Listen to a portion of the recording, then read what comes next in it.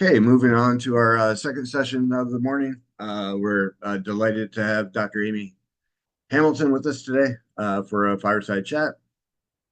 I've been a big fan of Dr. Hamilton for years. She recently just left the National Capital Region to go to Gary, Indiana. A fun fact about Gary, Indiana, it's the birthplace and childhood home of the Jackson Five, as well as Axl Rose. Gary, Indiana creates great musicians and uh, Uh, Dr. Hamilton's a best-selling author. The Project Manager Life as a Project is available on Amazon as well as a Kindle read. I'd highly recommend it. A senior cybersecurity analyst as well as an adjunct professor at several top institutions, all at the same time. She's been a featured TEDx speaker. She's the CEO and founder of her own coaching and consulting company, and also a proud U.S. Army veteran who still gives back to the military often and effectively. So we're welcome Dr. Hamilton here. Thanks a lot for having me here, Matt. Yep. Okay.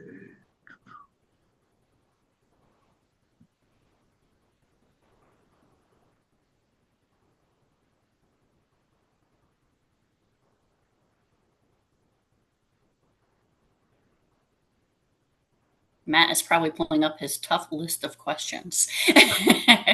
Yes, ma'am.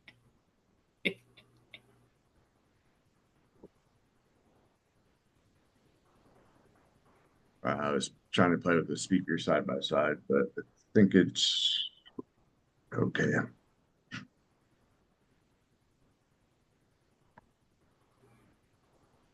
Yeah, it's amazing how your technology can work all day and then suddenly when you're live, it stops working right the way you want it to, right?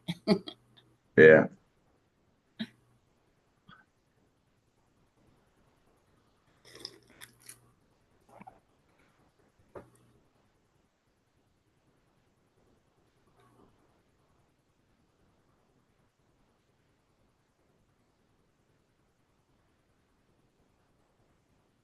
Okay. Yep. Our apologies. Our theme this morning is pivoting your purpose. We started with introductions earlier to kick things off and talked about how 2025 has been a challenging time for the county between the Marriott layoffs, the federal government reduction in force, and how that's trickled down to the uh, uh, private sector as well in terms of professional services and consulting contracts. I'm not sure how Gartner is going to pull off their Disney World CIO summits without all the federal government contracts. So I think purpose can be interpreted in many ways. How do you personally uh, define purpose, and what does purpose mean to you? So I really thought that was a great question, and I thought a lot about it, right? And I think that there's like the first question is your individual purpose, like why do you get up every morning? And if you have not read the book before from Matt Kelly, he wrote this amazing book called The Dream Manager. And the premise, and I love business fables, that's one of my favorite genres to write in, is that people don't get up in the morning and want to work at a company where they're custodians, right? Like you don't grow up and think, gosh, I just want to be the best janitor in the world. So he was in a position working at this company, that did janitorial services of instead like what inspired people. And they actually came up with this concept of kind of like HR management is having a dream manager and said, like, but what are you actually working towards? And they found it was like for their kids to go to college, to own a house. One of the people is this really heartbreaking story. It was just to have a decent Christmas for their kids, right? And the question I think we have to ask ourselves is why are you really getting up in the morning, right? I mean, is this to feed your kids? Is this to have a roof over your head? And I think that there's that kind of very essential Maslow's hierarchy of needs purpose of why you get up in the morning. And then as you move up that scale, then that's when we can start addressing things. And I think that in Montgomery County and Washington, D.C., and a lot of the areas where people were involved with the federal government, we were able to live at higher levels of the hierarchy of needs, right? Like it was like, is my job satisfying? Do I feel like I'm contributing, right? And the interesting thing about going to Gary, Indiana is it is very much a steel town. It is very much a place where people work to survive. And since I've been here about 3 months now, back in the Midwest, people don't ask you what you do for a living first. People instead are ask about your family, ask like where do you live, things like that. And so it's a very different kind of lifestyle. And so I think that we really have to think about what is our purpose in work, and we do want to find meaningful work. But I think we always need to go to that basic of, as a human being, am I happy? Am I satisfied? And am I able to meet those very basic levels of my Maslow's hierarchy of needs first? And I think for the first time that is getting threatened in the DMV, and people are really kind of considering those existential things. So I think that that kind of sums up purpose. And, in the end, it's, what do you get out of bed in the morning for? Yep, a great point. And I think all of us know from living in the DMV for many years, the first question is, so what do you do? And that's not how the rest of the country looks at it. With everything that you do, what was your answer when you were asked that in DC? Were you a teacher? Were you a analyst? Were you a coach? Did you just reel them all off, or did you just pick one or rotate? Or So my very favorite answer to that is when I was transitioning from being the full-time Department of Energy cybersecurity analyst and pivoting to work at National Defense University. It was actually over the holidays, and I was at one of those big DC Christmas events. And somebody asked me, "What do you do?" And I just looked and I said, "I am no one of consequence." And I just left it. And it was kind of interesting because I had a lot more interest of just telling people I didn't, like I was nobody for them to pay attention to. And I kind of started to use that after that a lot more. Like, look, I'm not your person. I'm not going to get you in the door to anywhere. I'm just, a lot of times I'd be like, look, I'm just a university professor, right? So I think that that's one thing that DC does well and doesn't do well. Having a network is great, but I think that a lot of people are seeing as their networks kind of all got dispersed. And what do you have after that? And I think that that's a lot of what people are struggling with right now. What is the pivot? Where do you go to when a lot of the things that you relied on aren't there anymore? yep, good point. And there's no user manual for that. But hopefully, by the end of today, all our attendees at least have a couple seeds planted. So, 9 years ago, you had your TEDx talk, and you identified project management as the key to your life being. Uh, how was that received at the time, and has that changed for you in terms of the key to your life being 9 years later? And I still love project management as a life tool. And back when the book was written and back when my TEDx talk happened, it wasn't talked about that much. And Matt, like I said, I think that like, we're really synergized because I literally wrote about that this weekend, and I looked up and done some research on other people talking about the concept of life as a project, and it's definitely caught on. Uh, I wish I would have done a better job, but it's a TEDx talk. You don't have a lot of time. It's not going to be the right tool for everyone, right? Like people have different things. I love when you go through your house and like, what's the best decluttering method, right? Is it the one where you hold something up and go, does this object make me happier? Or should you do like Swedish death cleaning and be like, if I died, would somebody want this crap, right? Like, that's two very different methods of decluttering your house. And I think when it comes to organizing your life, project management is a method. I describe in my TED talk about how I used it for a trip, and a lot of people messaged me afterwards. It's like, you sucked all the joy out of that trip. And I'm like, well, what you didn't understand, it was like 12 women over 5 countries, and half the group took a cruise and half the group took a train, right? Like that takes a Gantt chart. Like, I'm sorry, like that probably saved us so many problems. But, you don't have time to explain all these things. So I think that just recognizing, just like for project management, professionals, not every tool is going to resonate with somebody. I've actually met PMPs who hate Gantt charts, and I can't quite process this, right? I'm kind of like, this is like one of my favorite tools in my toolkit. But I think the fundamental things that we do as project managers do apply to life. Like, what is your risk management? And as, you look at the scope of what this conference is you're putting on, a lot of us we had read, even if you read Project 2025, if you lived through Trump administration one and now you're living through the second iteration, it is not the same at all for the federal government.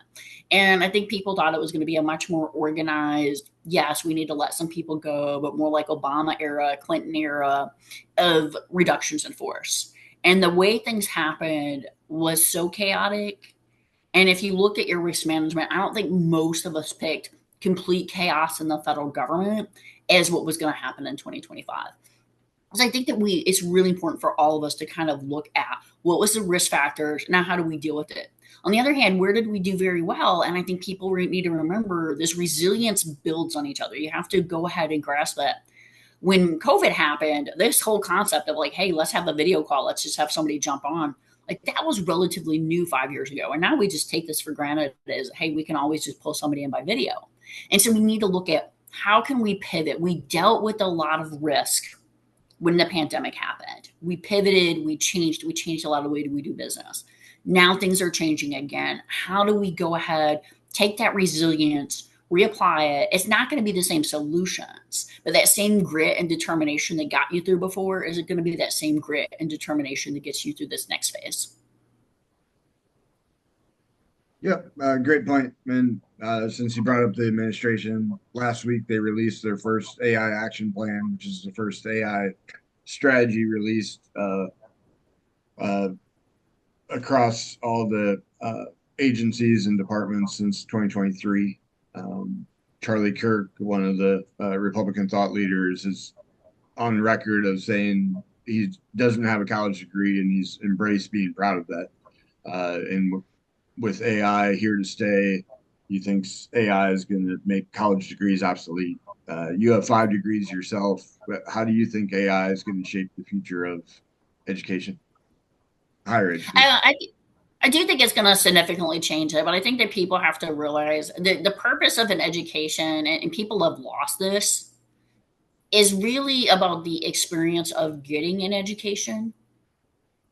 The things that you learn, and I used to despise group projects, and I'm sure a lot of you did too, right? Group projects are like the worst. And I was always the person who went in and said, look, if anybody else wants to contribute or not, I really don't care. I just want to get an A in the class, right? Like I was that person. And I was always kind of like let's just, make the best presentation possible. And if others wanted to contribute, okay. I look at that as like not the best leadership skills, but I was in my early 20s, right? You learn a lot from going through the experience of going through university. And we've lost a lot of that. And so I think it is important to remember that a key part of it, a lot of the students I work with now are mid-career students, and they have very different needs. I think education is important. I think assessments have to change. I am not assessing students on if they can write a paper. You know what? If you can produce a paper with AI and it passes, good. You've learned to use a new skill and a new tool. Like that's what we should be encouraging. I'm not making them write it with a quilt, right? Like that doesn't make sense. They need to be able to work in the current world. So I think the universities are going to be successful, are going to change how they assess students. I encourage my students to use AI. One of the things I started to do for my students is I take every lesson plan and I take additional sources and I create a notebook LM for them. If you haven't used notebook LM, it is like the most incredible tool to get personally curated information that you research and then you just have available in audio. And you can set it up where it's like a podcast where there's a male voice and a female voice. They talk to each other. And so every week, my students for each of the discussions have this. And I'm like, look, if you're commuting, if you're at the gym, going for a walk, whatever, you now have this other means of listening to information. And it's really created a lot of discussion in the class about, and I call it the ethical use of AI. A lot of the other professors, we have these discussions. So I think universities are going to be successful, are going to recognize the tech has changed. And it's just like we've had to pivot before. And I'm old enough to remember when we were leaving typewriters and moving over into starting to use computers. And there was a lot of people who were writers. And they said, no, if you're switching to a computer, that's like cheating. You have to write on a typewriter. And I don't know anyone who uses a typewriter anymore, right? Like you have to realize the tools change. We have to change. Will universities change and evolve? I think we've already seen so many different changes happen with like Udemy and other different online academies. Harvard is making all kinds of information from their sources automatically available. So I think it's really just going to be like we have to change with the times to be successful. And even you as an adjunct professor, I'm in a master's program right now, and I can tell the feedback from professors that they just run what I wrote through a Gen AI model and basically copy and paste, and those that actually like put a little bit more of their wisdom and expertise into it, begrudgingly at times. How have you navigated that to use your time more effectively, but at the same time feel like you're still uh, grading and assessing the submissions? So I think that's a great question. And I do think to just take the information and put it straight through a Gen AI model, you are doing a huge disservice to your students, right? I mean, they're there for your expertise. So I think it's this kind of combination. And I always equate it to before Gen AI, I had templates written out in Word, and then it was sort of fill in the blank, right? So Gen AI is sort of like a modern way where I can include more detail in a template, but the information that goes in there, that prompt information, that needs to be from me. So I always look at it as like Gen AI is there to help you do the nice. Gen AI is going to really put pretty much the same thing I was going to get into it. But then the question is now, Matt, how did you do on the assessment? And what did I see? And for instance, right now I'm teaching the dark side of leadership. And that can be like a brutal class. And so I really try to be understanding of, Matt, you shared a very personal story about a time where one of your leaders had unethical issues. And I want to make sure I'm honoring that to a student. If they're sharing something that made them extraordinarily vulnerable about a time that they worked for a leader who had unethical behaviors, right? And I want to make sure I'm addressing that I'm recognizing whatever it is that student shared that was very much like a personal story, and then going back and forth. In cyber, it's interesting. I teach normally higher level cyber like policy. A lot of my colleagues who are teaching coding, I do think coding is going to go kind of, you're going to have people who are debugging code and things, but actually writing code and a lot of the bread and butter in that community, that's going to change a lot. When it comes to cyber policy, Gen AI, agentic AI, all these kind of different tools are going to be there to help.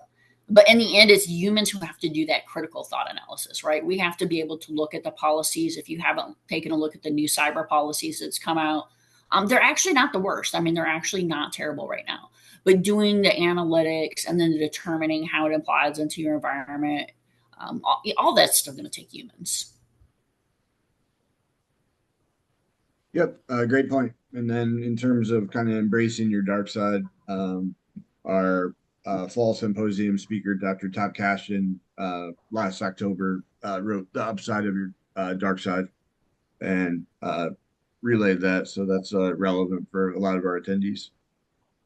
In terms of marketing yourself and your professional brand, your LinkedIn profile shows 24 stops and adventures, a lot of which are happening in parallel today. So you've had pivots, but some could look at your journeys as that, well, we can't hire her. She doesn't stay in one place too long, or she has too many other things going on. So do you have any tips on first kind of crafting your professional brand to show that you're engaged, but is there a risk of being too engaged? I definitely think that there's a lot going on, and I don't necessarily recommend what I've done with my career for everyone. You have to figure out what's right for you. But I knew for me, eventually I would want to retire from the federal government. It happened a little bit sooner than I wanted it to. But at the same time, I knew like I'm going to pivot from this. I'm going to do the coaching and consulting on the side. So I stood up my LLC about 3 years ago when I had somebody who was interested in hiring me to do work that I was able to get through the Department of Energy.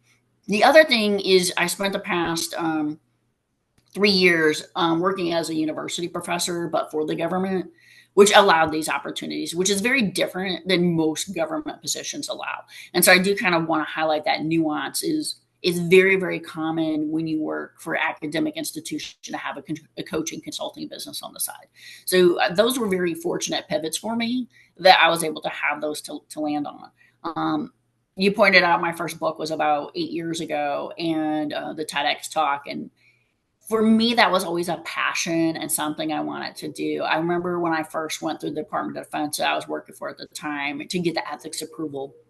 That definitely took a lot to get that through. And somebody who wasn't as dedicated, I think, would have given up because it took a lot to get the ethics people to say, you can do this. And I'm like, look, this is a storybook about a woman who's using project management in her life. Like, by no means is this something where I am giving away like government secrets. Like, project management, like, there's nothing really in here that's not put out by PMI. So I think that you have to know what you are passionate about. And I think that you have to recognize that in your career, you can use a lot of different things, whether it's organizations that you're involved in professionally, like PMI.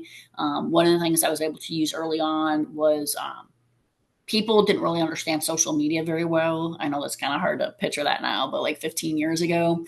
And I was the social media coordinator for one of the PMI chapters, and it really helped me to then make more connections with the project management community.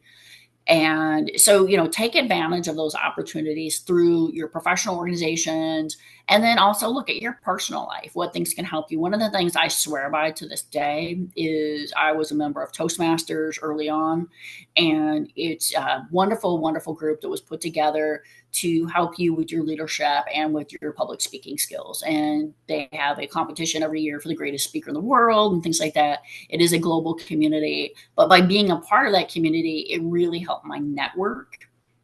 And I remember one time I was in a job interview, and I was asked specifically, like, it says here that you're a Toastmaster. Can you talk a little bit about that? Well, the Toastmasters is literally a community club about talking. So asking a Toastmaster to talk is like a very dangerous thing, right? And so I was really kind of able to talk about how my public speaking skills had improved and how this was going to help me into the position I was going in, which was going to be representing the government into international environments. And I really felt like in the end, that one factor is what helped me to get that position.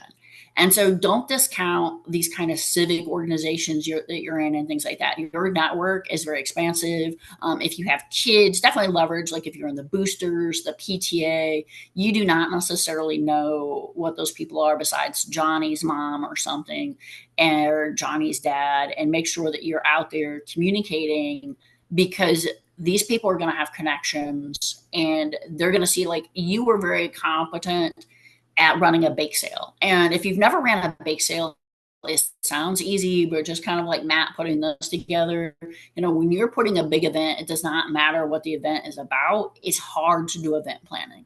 And I do know somebody who did a lot of volunteer work, and they got a professional event planning because they were running the school fair every year. And if you think about like what it takes to get all those rides there, get all the vendors there and all that, I mean, that's a massive undertaking. And this woman did this free every year, the entire time that her kids were in elementary school. And so make sure that you're also just taking advantage of all those different aspects in your life and that network. Don't just only look at the career path.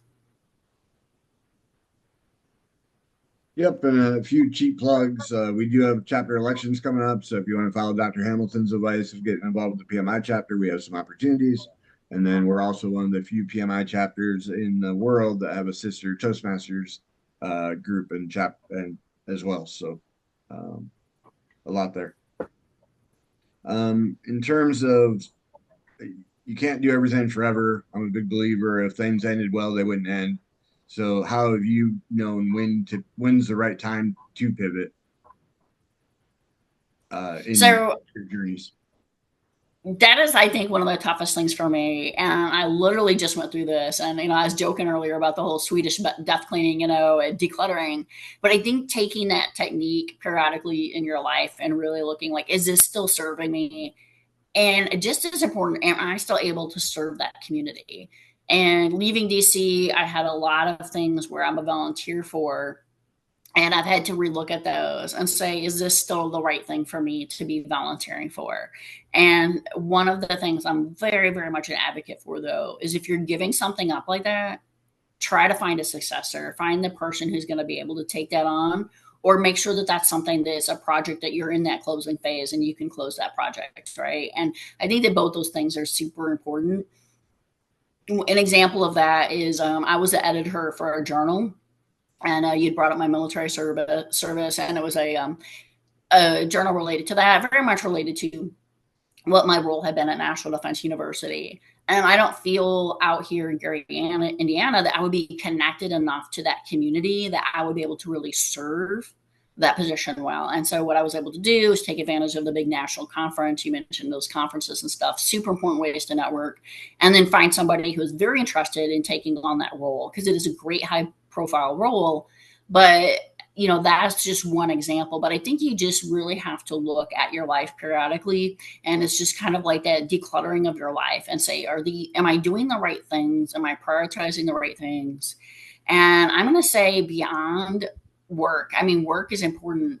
Networking is important, but you've got to look at your mental, your physical health. One of the things for me moving out here is I live 15 minutes to the beach, and I put up a calendar. And if I'm not walking to the beach at least 5 days a week, I've wasted my time moving here. The exception is if it's winter, then I'm going to change that calendar. But for the rest of the time, it's like, go to the beach, go to the gym, go to your yoga class, whatever it is that you should be doing. The other thing is the civic side. One of the first things I did is there's a group once a month. They go out on the side of the roads and they retrieve a bunch of the garbage and stuff. And to me, giving back into that community, having that connection into the community was super, super important to find my people and to get involved with them. One of the other things I did was find the local Gary's Writers Group, and I'm also volunteering for the city to help them with their cybersecurity awareness program coming up in October, which, as cybersecurity professionals, we love that part.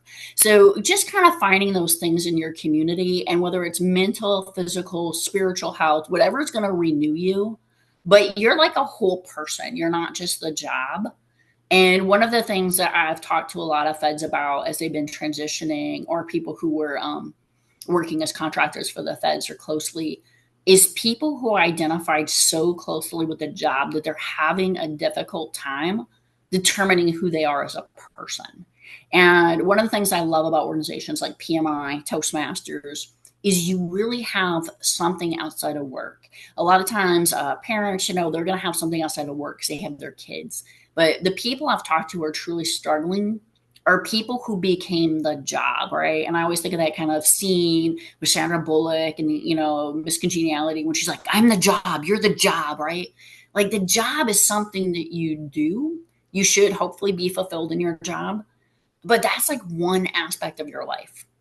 And so you really have to consider all those other things. And I think that that's super, super important, is you're not only looking at you're the job, because if you're not healthy, if you're not happy, you're just going to go in and grind away. And that really has happened to people. But also, if that job goes away, if you end up in a riff, you're adrift. And that, I think, is a super scary emotional place for people right now. Yeah, good point. In the spirit of burning out, I think that especially how scary the workforce is right now, we don't want to push back. We don't want to say this is too much. Previously mentioned, Dr. Cashin wrote The Art of Insubordination. Dr. Sunita Shah earlier this year wrote Defy, the Power of No in a World That Demands Yes. We raffled off a couple of signed books earlier this year. So I think the thought leader community is really pushing, like, hey, stick up for yourself, say no, understand your own load balance, because if you don't, no one else will. But that's a slippery slope, because if you can't juggle, they'll find somebody else who can. So what's your advice in terms of that and avoiding burnout, and then when to say no and how to do it effectively? I mean, there's a lot to unpack in that question, Matt. So I'm going to kind of start with when to push back is when you know that your quality of work is going to suffer. And there's different ways to do it, and there's different ways to do it effectively.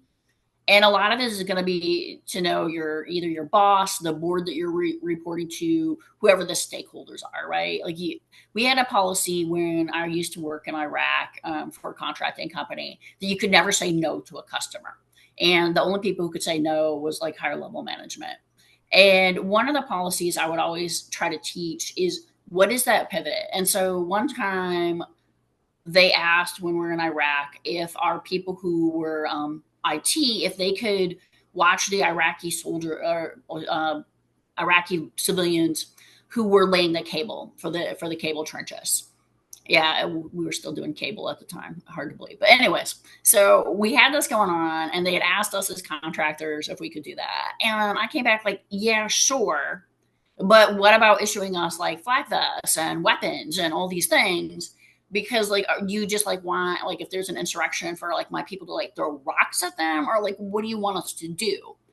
And once I kind of pointed out this like major issue that we had absolutely no way to do anything if we were watching them because we didn't have weapons and things.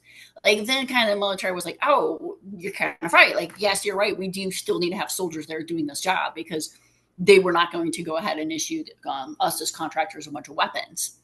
But, I gave them a potential solution. They didn't like my solution and they quickly recognized that they needed to go with something else. So I think that sometimes just giving an alternative that makes people realize this isn't the right thing. Another thing about it, and I know that this is a hard time for people and that people have to make the decisions. And it reminds me of the 70s when people just had to do their jobs, whether they liked it or not. It was sort of a time when you just kind of gritted through it. And we've definitely had a very nice run of being able to have jobs that are very fulfilling. But a lot of times I think you do have to question, am I in the right place? Am I in the right job? Am I doing the right thing? And you have to question that. And if you're in the wrong place, how do you pivot? How do you move? How do you get out of that place? And one of the things that, I personally did is I took DRP 1.0 as soon as they issued the opportunity to take early retirement. And I sold my house over President's Day weekend, before people were talking about what is going to happen to housing, right? That was like a personal decision for me to kind of get early above the curve. And I think that each person I'm talking to now have their own unique circumstances. It's a very, very different thing if you're entrenched, if you have kids who are in school, do you have a family that you can go to? I've talked to a lot of people who are, moving out of the DMV, people who feel like they don't have the opportunity to move to the DMV. Every single person is going to have a unique situation for them. And you're going to have to go through that.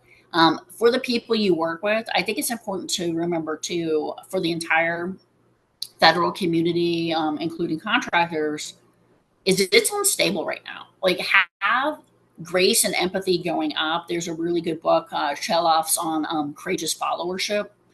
And I think it's important to be good leaders, but also to be good followers right now and to understand. One of the CISOs who recently left the community, he said like every day he's going into his team saying, guys, I really don't know what's going on right now, right? Like, I don't know what we should be doing. We don't have guidance. We don't have a CIO yet. I don't know what's going to happen with these rifts. And being honest with your team can be hard because letting them know you as a leader are vulnerable and recognizing that this is kind of two ways right now, right? Like people aren't hoarding information. People just don't have the information to know. So that's a lot to say. It's really going to just be individualized and tailored to what your specific situation is. And so it's definitely not a one size fits all. I do love these things about setting your boundaries. And I'm going to go back 1 second about the personal space. And this is, I think, really, really tragic. Is I know people who have decided in these situations to make the ultimate decision, and unfortunately they decided to opt out, right? And they've decided. So definitely suicide prevention and awareness is essential right now. And in one of those situations, it was this guy was just dedicated to the job. He was that person. And to the point where he eventually ended up, his wife said, like, I'm done. His kids were now adults. His kids wanted nothing to do with him. And he had given his entire life to the job, But then once he had the riff notice, he realized, like, I don't have anything outside work. And I think it's better, and we have to start looking at this and normalizing it. And I read this a lot about mid-career people now are saying, like, hey, I don't want the promotion, right? I would just rather stay where I'm at because I don't want that additional stress in my life. I don't want that additional burden. The money is not worth the amount of happiness and joy it's going to take me. And so I think that there is all those things that you have to balance. And so I think there's a lot of tailored nuance into all of it. But in the end, if you're with your family, you're with your friends, you're with the people who matter most, and you're able to have a roof over your head, there might be some major adjustments you're going to have to do. But I think that that's the part that's going to matter most. Yep. Very powerful wisdom there. Thank you. We've talked a little bit about your nonfiction works. For those who don't know, Dr. Hamilton also has a pen name for her fictional prose. So I'm a big believer that you learn through writing just as much as reading. So with all of your literary efforts, past, current, and future, what have you learned most about yourself? Or if you want to, that could be too broad. So if you want to just narrow down one thing. Well, I definitely want to talk a little bit about the new book, the Decoding History. Is if you're a current Fed involved in the federal workforce, et cetera, I dedicated to the workforce of 2025 and some people in particular who lost their positions. And it's really about lost knowledge in this future world of 2055 and what could it potentially be like with a lot of the data and things getting erased and potential policies going in. So it is definitely a dark fiction book. It is something that for me was very cathartic and very much about sense making of this world and helped me to just process it and feel better. So I'm like, hopefully other people will find it interesting and valuable. But in the end, for the entire writing process, I've always loved writing. I've always enjoyed it, when I was young, and the kind of that picture of Hemingway, up on the hill, or Jane Austen, and all these amazing writers. And so having an opportunity right now is I'm taking a lot of like half-written manuscripts and things that I've had just sitting around and always wanting to do more. But like you said, like you've got 500 things on your plate. What are the things you're going to do? And so these are the things that have been kind of on the wayside. And so I'm really just kind of taking a lot of these old writings, things that are like half written, and saying, okay, like, is this worthy of like dusting off and rewriting it? And I think that writing in different genres for me is super rewarding, because if I write something like this book that was like very kind of dark dystopian fiction, now I want to write something kind of like lighter, brighter, happier. And a lot of people told me for my first book that had come out, The Project Manager, that book is like too Pollyanna. And I was like, you know what? It is a business leadership fable. That's kind of the genre. Like, you don't have like cataclysmic things happen in business leadership fables. If you read even like Five Dysfunctions of a Team or Who Moved My Cheese with the Little Mice, right? Like, this is not the genre. If you're looking for like Schindler's List and really dark things, like that's just not what you're going for. So I think that kind of balance for me is to take some really heavy like academic pieces. I have a piece coming out on the history of cybersecurity. I've done some exegetical leadership stuff, emotional intelligence and leadership, on the academic side. So I think that taking something really heavy and dense and then having something kind of lighter and brighter, I just kind of balance out that two sides of the writing. And as far as AI and writing, I think that there's ways to use AI to make it better. I have some workshops on that. I've had people who've come in who are very much like opposed to AI come to a workshop and say, hey, you know what? Like, I really do actually see the value of using AI in some of my writing now. And especially I remind people, like, there's all kinds, like there's the generative AI, which I think people really think about. But when you think about, hey, should you use an AI generated voice for your audiobook? Like, there's a lot of tough and ethical decisions. Should you use AI for your graphics? And for a lot of people, like, that's a huge barrier to entry to writing books or to getting your books into audio. You can take your book and get it into audio now for about $10 to $15 with AI. Having a human do that is going to be hundreds of dollars. So you really kind of have to look at the barrier to entry, the ethics of it.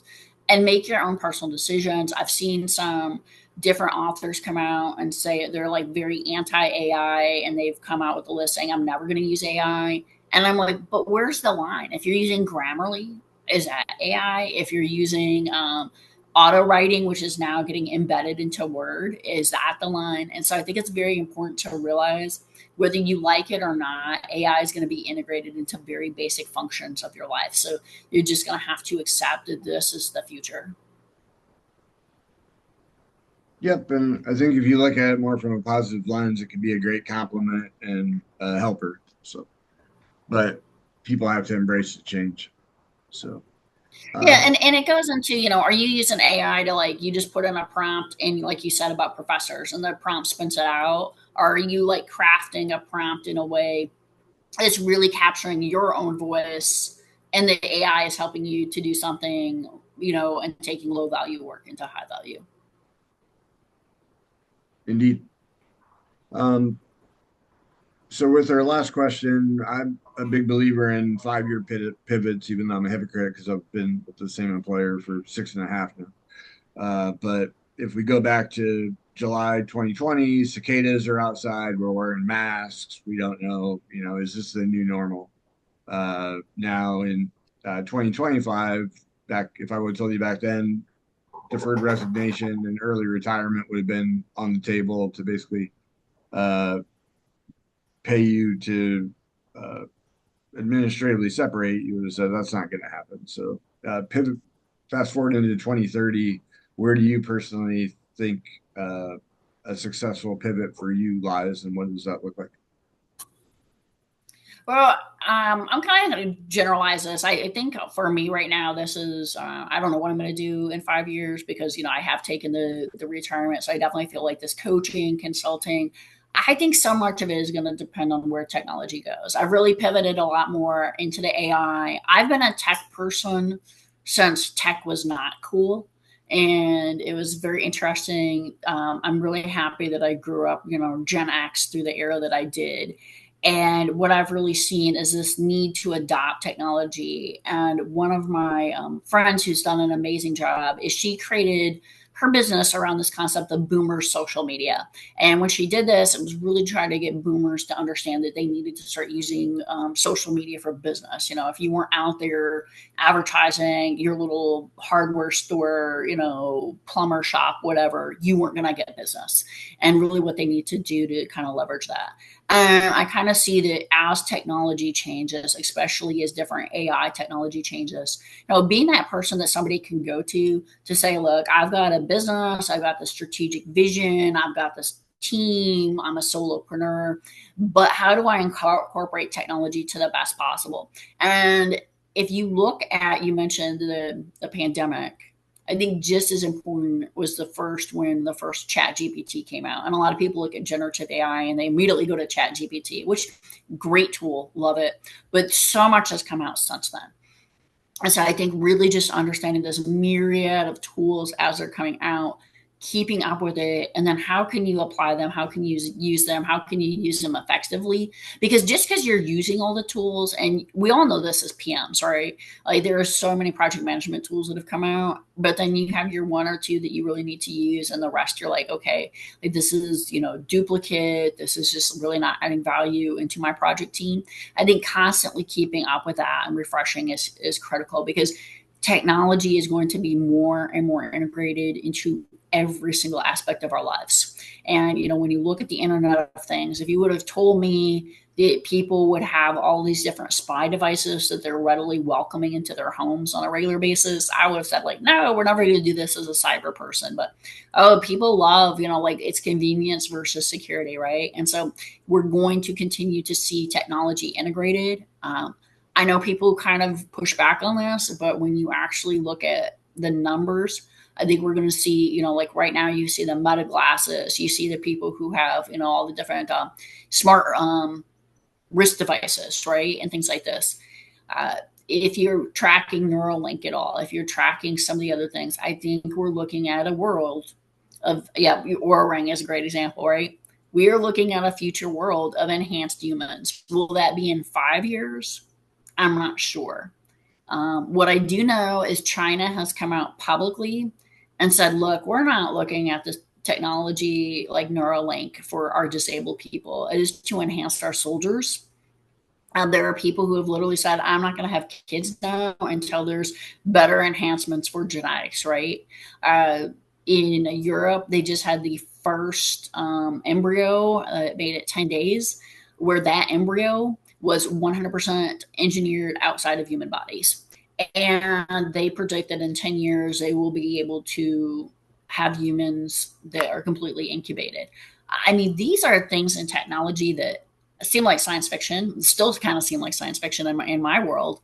And I think that we have to be able to accept, as these things are coming out quickly, what does this mean? And I think that if you look to the beginning of the pandemic, the thought of AI taking over and doing all the things it does, it seemed kind of far fetched. And now AI is getting embedded into everything. And so, what does that mean in another 5 years? We wait with anticipation, and I just preach be as AI curious as you can be. So, well, thank you again, Dr. Hamilton. We'll post session. The links to all your resources will be available to our attendees as well as those who participate on demand via the YouTube recording. Any closing remarks on your side? I love that term you used, be AI curious. And I'm going to say be technology curious, no matter what it is. Try the new things that are coming out. You don't have to like it or embrace it. One of my favorite things that I tell people is I still have my little analog watch and I wear it all the time. And I set it to East Coast time because I do find the world kind of works on East Coast time a lot of times. And so I find that very valuable to me to use something analog, but for like a very important reason. It's because I can look at it and go, oh, DC time, New York time, this is what's going on, because it is such a standard. So stick with the old technology that works for you, but whether it's AI, whether it's wearables, whatever it is that you want to embrace, if you're not using these technologies, they're going to come. And I just kind of want to leave you with this quick story is there was a discussion from a banker, and this investment banker was telling people, don't invest in Henry Ford's device. It's just silly. It's a fad. It's never going to take on. And you kind of think about, oh, wow, can you imagine not investing in the automobile, right? But when you do look at the automobile, what came with it and what went out is don't cling to being a blacksmith, right? Like you can't go down and find a farrier anymore. Like it's not like you're going to go downtown and find a stable, and all these things that just used to be part of life went away with the automobile. But what do you have now? You have a place where you can get your oil changed. You have all these different other things that took over. So make sure you're looking at that technology on what's going to be next. When it comes to self-driving cars, when it comes to Europe is releasing a fleet of airships, right, which is a super cool way to start traveling. Zero net trains are coming out. And so really make sure you're looking at this and recognizing that just because this is the way it was always done doesn't mean it's going to be the way it will always be done. A great way to close. Well, thank you again for sharing your time and your wisdom, and we look forward to working with you in the future. Great. Thank you so much for having me. I really appreciate it. Yep. Okay, everyone, we'll take a 10-minute break and come back at 10 o'clock sharp.